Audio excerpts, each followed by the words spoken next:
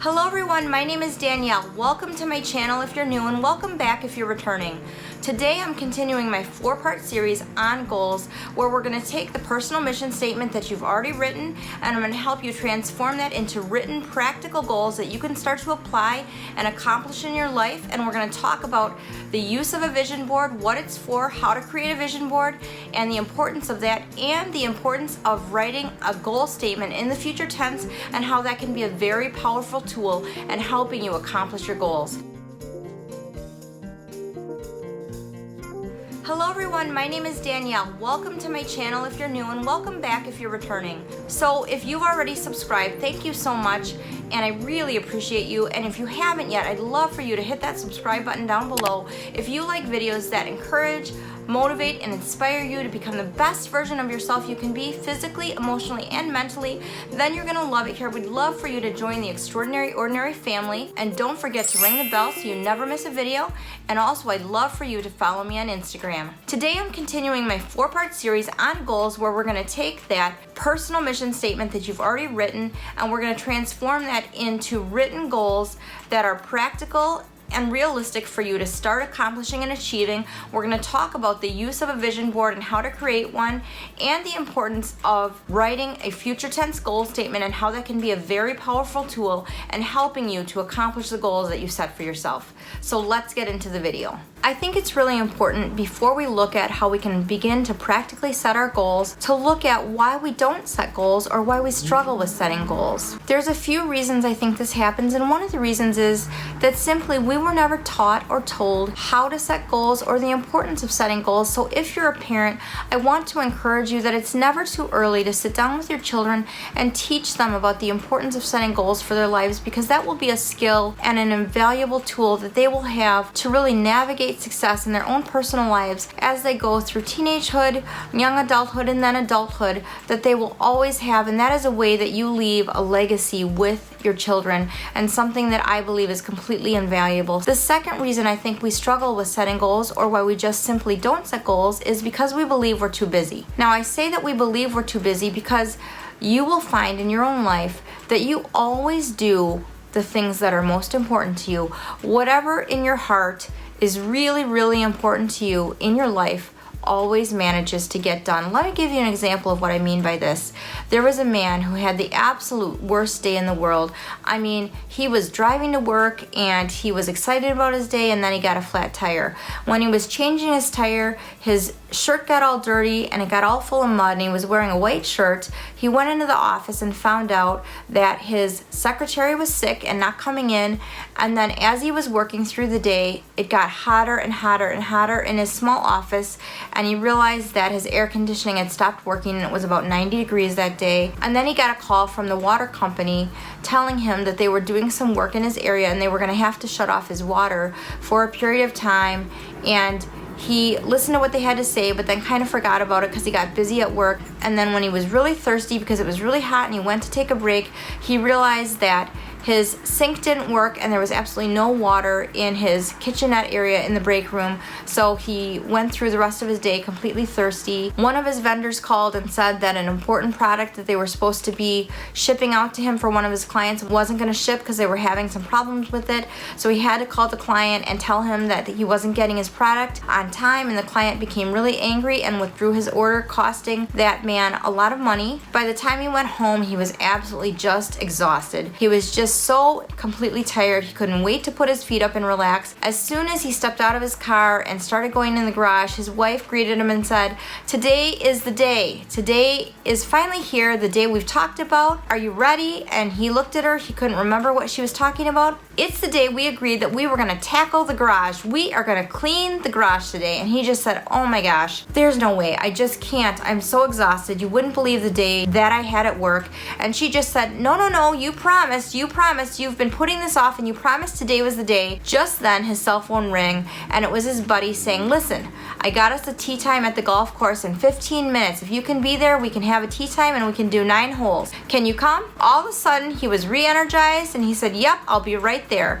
And he left and went to play golf. So even though he told his wife he couldn't possibly do another thing because he was absolutely too tired, when his friend called him to go play golf, he suddenly found the energy that he was lacking to go do the thing that he really wanted wanted to do. So my point is simply that we always find a way to accomplish and do the things in our life that we really want to do at the moment. But the problem is that sometimes accomplishing our goals requires us to do things that we don't want to do in the moment, or things that are unpleasant at the time.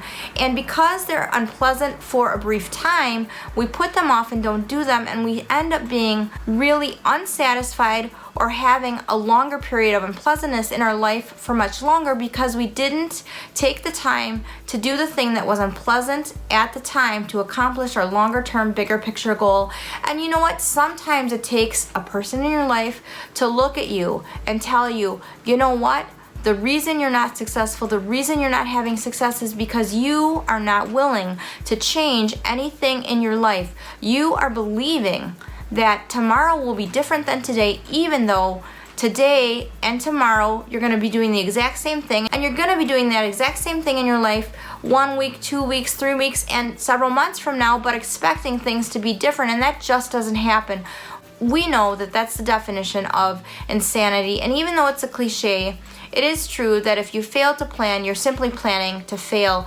And a lot of us aren't willing to put up with short-term discomfort in order to have long-term pleasure. And that is the truth. Sometimes you need someone to really be willing to look you in the eye and tell you the truth, even if it's unpleasant. And I'm not here to criticize or belittle in any way, but I'm here to really tell you the truth and encourage you, if you're a person that has big dreams or big hopes for your life, that you absolutely can turn those into goals, but you have to be ready and willing to get uncomfortable in the short term, because people that are successful understand the definition of delayed gratification, and they understand what it means to be uncomfortable in the short term to accomplish what they really want in the long term.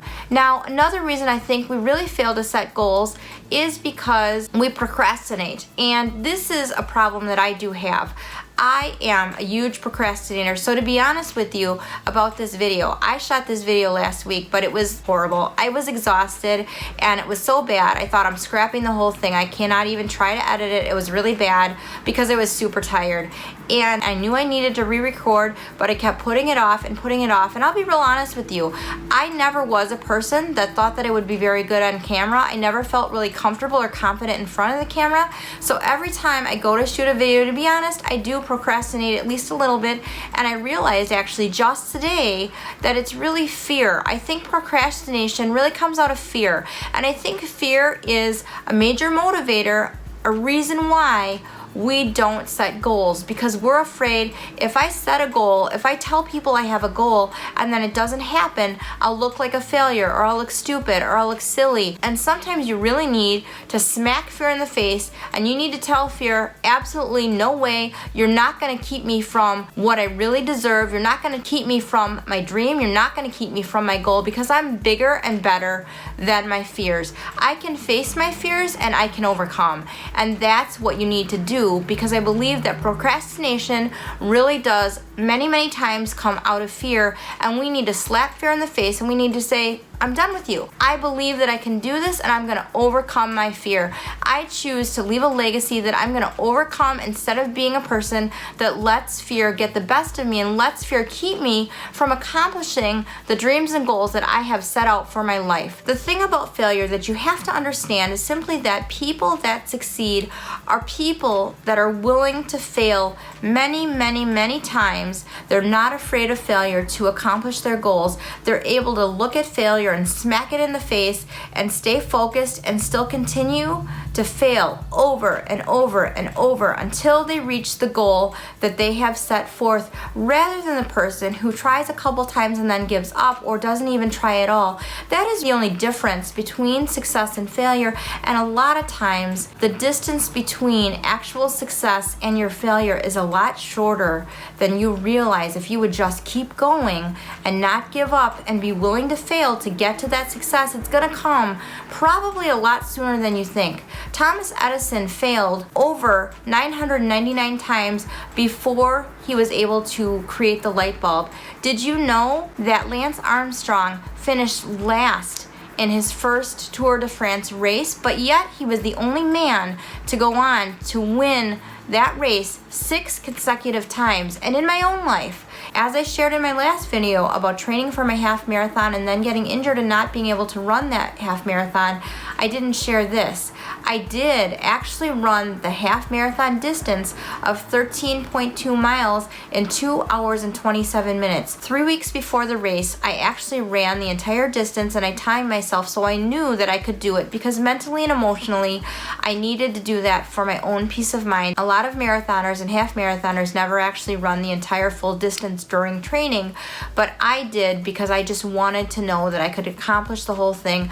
So even though for me, that particular goal, I trained for that for 3 years, and every year that I trained, I failed. The first year I trained, I got to 6 miles and I failed and I couldn't go any longer. The second year I trained for my half marathon, I got to 9 miles and I failed and I couldn't go any longer. It was the third year that I was in training. I went through the death of my client, and it was a horrendous summer, and I had a lot of really bad things happen to me personally that summer, but that was the summer that I actually ran the half marathon distance. Even though I didn't get to compete in the race because I injured my foot, I ran that distance in 2 hours and 27 minutes, and so even though I didn't compete in the race, I still consider that a huge accomplishment, but I failed several times before I was able to achieve that particular accomplishment in my own personal life. And I don't know if that's something that I will ever try again. I now have some issues with my foot since it was injured, so I might or I might not, but I might just set some different and new fitness goals and not worry about it, and that's fine and that's okay. But that's an example from my own personal life of how I failed a few different times, and it was really emotionally hard on me, but I had such a goal in mind and I had such a drive for that goal that I really allowed my perseverance to become stronger than my fear of failure. And so when you cultivate in your mind, in your spirit, just a drive to persevere, and you believe that you can do it, and you're going to have that laser beam focus, you're not going to let anything derail you, you will accomplish your goals. I guarantee it. And you absolutely can be successful. Now, the last reason that I think a lot of people do fail when they try to set goals is because they have a negative self-image. They don't believe that they can accomplish anything. They don't believe that they can be successful. I know, because I struggled for decades with a very negative self-image, because I have a disability, because I have had some things happen in my life, because I had some toxic people in my life earlier when I was younger who told me things like, "You're fat, you're ugly, you're stupid." I started to believe those things about myself, even though they weren't true. And it takes years and decades of positive self-talk to overcome a negative self-image. But I'll tell you what, you need to be so careful about who you surround yourself with and about what things you allow in your life and what things you speak over your life as far as the influences you have in your life, whether it be social media or personally, the friends and family that are surrounding you, that they are supportive, that they are encouraging, that they believe in you and they will support your dreams and goals. That is so important. But overcoming a negative self-image isn't easy. It's hard, but you can do it. And it is imperative that you improve your self-image and have a positive self-image so you believe in yourself. You know, your goals are for you. They're not for anybody else. And I'll tell you this, based on my own personal experiences in my career, I always tell people when they come in and they sit down with me and I ask them what their goals are and they tell me that they want to lose weight and I ask them why that's important to them and they say, well, my spouse wants me to, or my boyfriend or girlfriend thinks it's important, or my kids feel like it's important. I always tell them, you know what?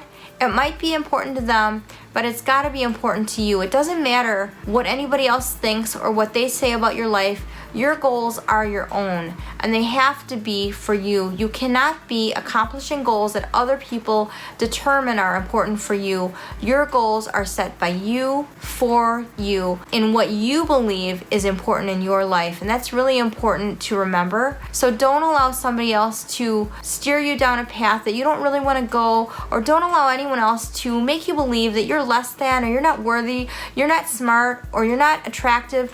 Every person on the planet is physically attractive in some way, and every person on the planet has strengths and weaknesses, and is intelligent in ways that other people are not.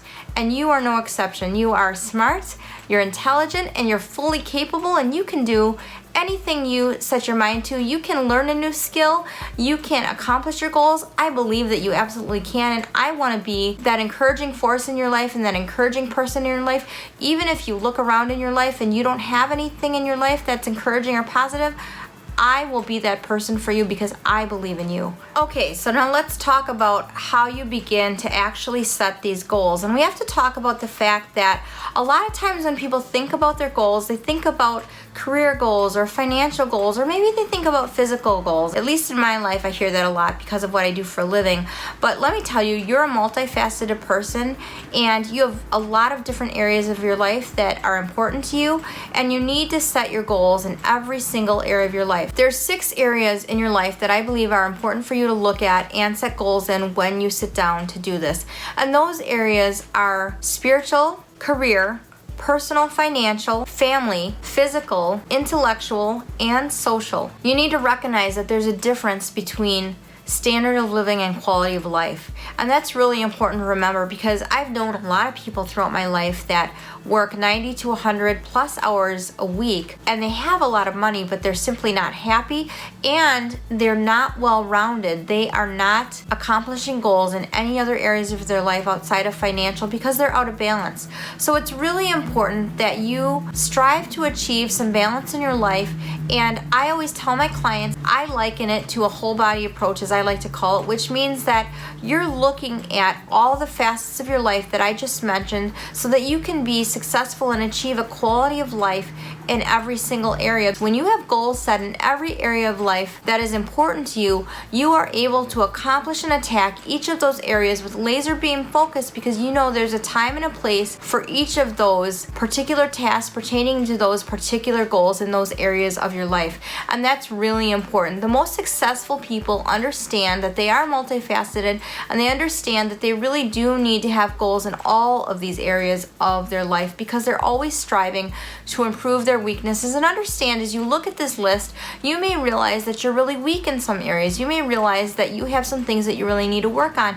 And it's important not only to note your strengths and to really set goals in areas that are passions for you or important to you, but to really set goals in areas that you know that you're weak in. So look at the areas that you're strong in, but also look at the areas that you're weak in and strive to improve those areas and set some goals in areas that you enjoy and that you're really good at, and goals in areas that you know that you need to improve. The first part of accomplishing those goals is sitting down and deciding what goals you want to set for yourself and what things are important to you. And if you're not sure what goals you should set, just think about the things you'd like to be different in your life. What things would you like to improve in your life?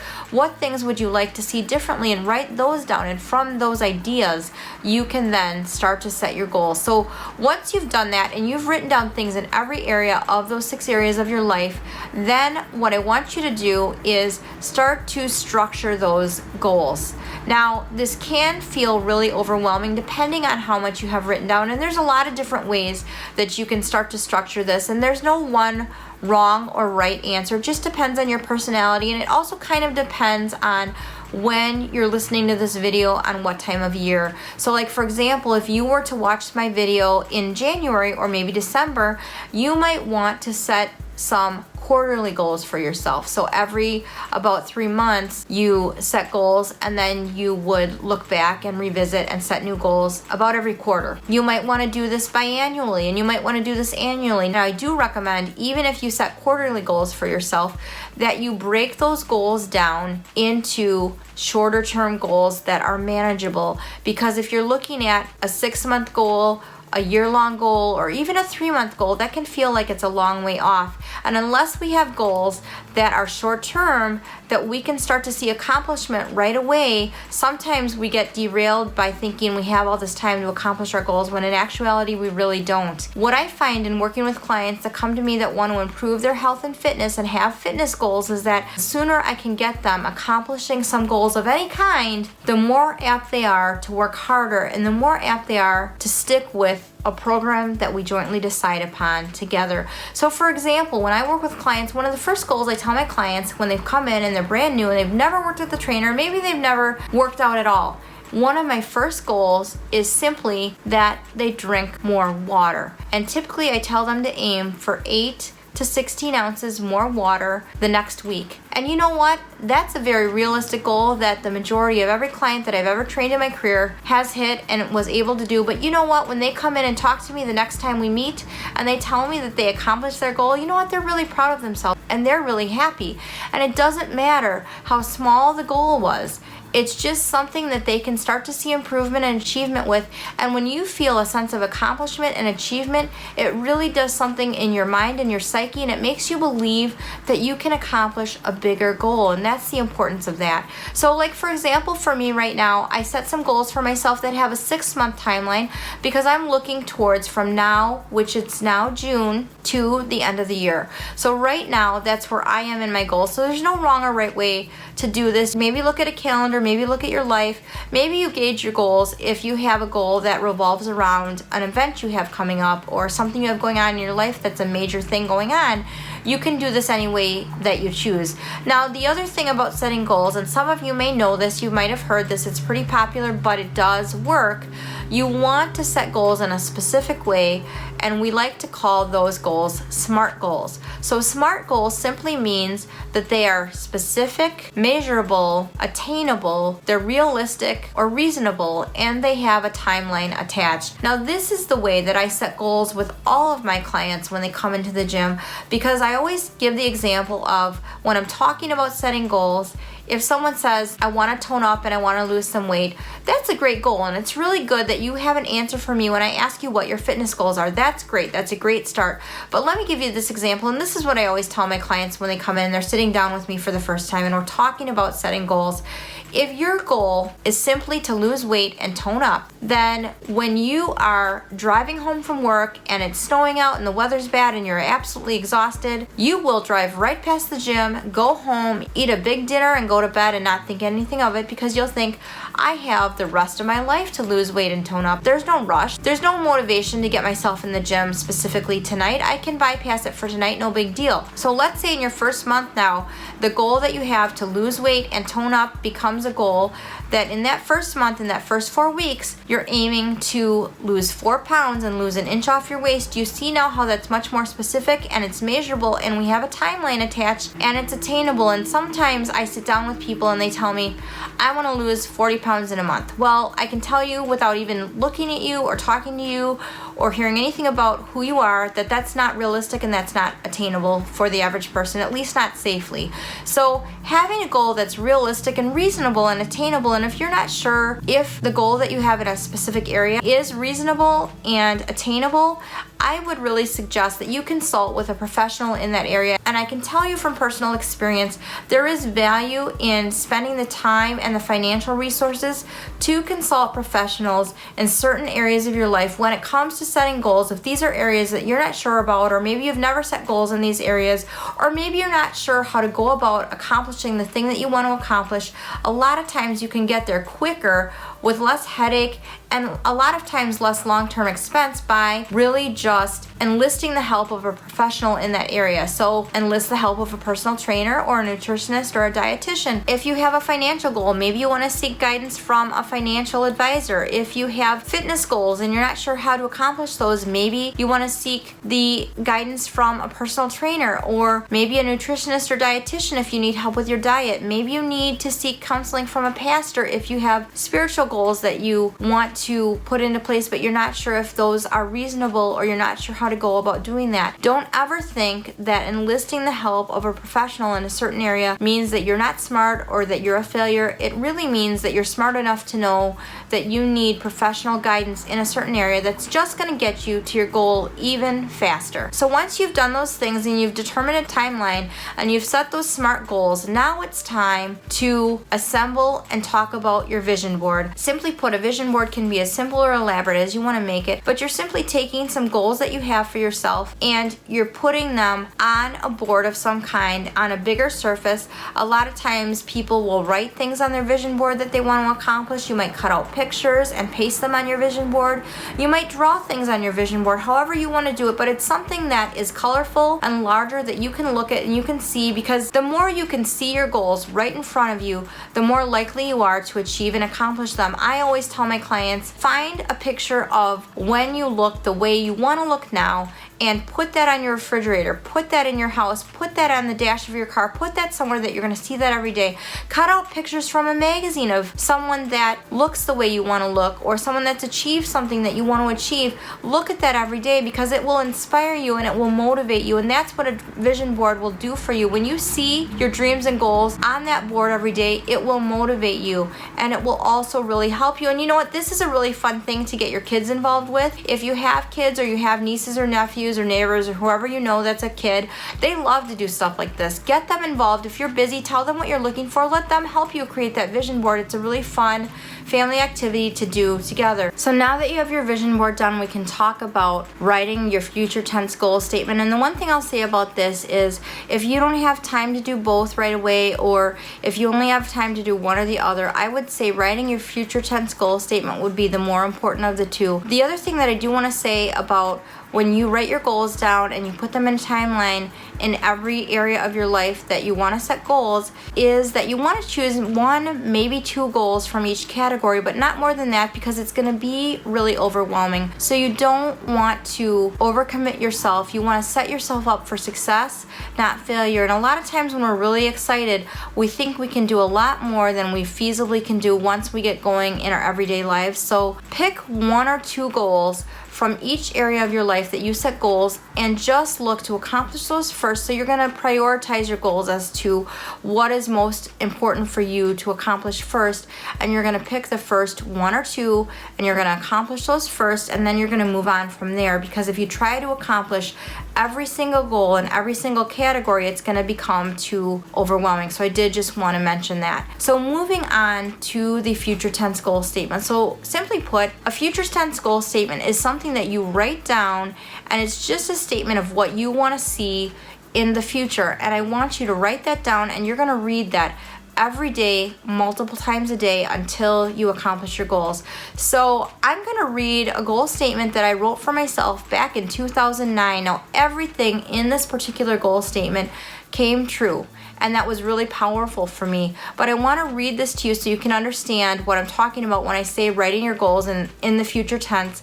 And while I'm reading this to you, because I do have to read it from my notebook, I'm going to put my vision board up that I made so that you can see what it looks like. And as I said, your vision board can be as simple or elaborate as you want to make it, but I'll put that up so you can see it as I read this goal statement to you that I want to read. My goal statement is dated March of 2009. I am so awesome. I am strong. I am not intimidated by anything or anyone. I do anything that I set my mind to. I am disciplined. I have a will of steel. I love hard work, sweat, and the soreness of a great workout.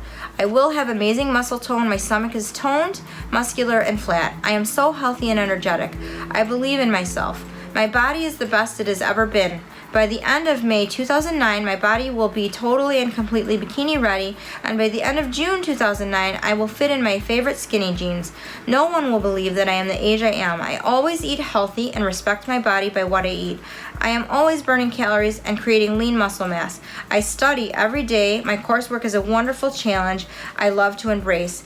I will be a great personal trainer when I pass my exam in October. And everything in that particular goal statement came to pass exactly as I had written it. So this is also an example of how your goals can change over time, because I can tell you that I wrote this, I think when I was about 33, maybe 34, and now I'm almost 46, and I can tell you that I don't care about a body that's bikini ready because I really don't wear bikinis anymore. One thing I want to say about this goal statement so you can understand, because a lot of this isn't concrete things that I wanted to accomplish. At the time that I wrote this goal statement, I knew that I still had a very bad self-image of myself. So understanding where you're coming from a psychology standpoint is really important when you write your goal statement.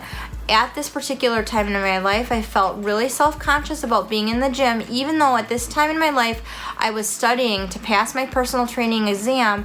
I didn't feel like I was comfortable working out in public. And actually, after I became a trainer, I spent a couple years feeling the same way. But I felt really uncomfortable with my body. I had a couple kids. I really didn't like the way my body looked at the time. I really didn't feel comfortable working out in front of people because I wasn't confident in who I was.